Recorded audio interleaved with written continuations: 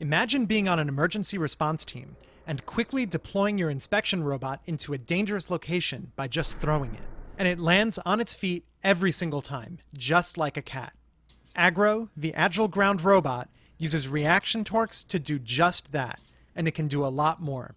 My name is Daniel Gonzalez. I'm a postdoctoral fellow at the Robotics Research Center at West Point, and I'm here to present some new ideas for hybrid wheel-leg robots that my team and I are investigating. AGRO has 4 independently steerable wheels and intuitive driving controls, allowing it to turn on a dime or straight sideways while facing forward. This drive architecture also allows it to take over from the user and control its orientation while it's in the air. Simple PD controllers regulate pitch and roll angles by commanding wheel torques using IMU feedback.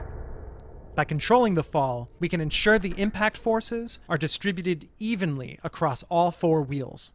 The newest version of AGRO will have 2 1 degree of freedom legs, one in the front and one in the back, that will allow it to hop upstairs, onto curbs, or navigate a wide range of other obstacles.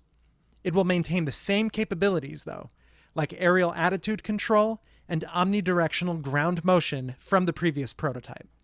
It will also use custom-made non-pneumatic tires that will further minimize impact forces on the in-wheel hub motors when it lands. I believe that by combining the robustness, energy efficiency, and relative stability of wheels with the design principles and capabilities of legs and controllers that make semi-autonomous teleoperation easy and intuitive, we will see the widespread adoption of robotic teammates that can help us by going places we cannot. If you have any questions, please do not hesitate to contact me.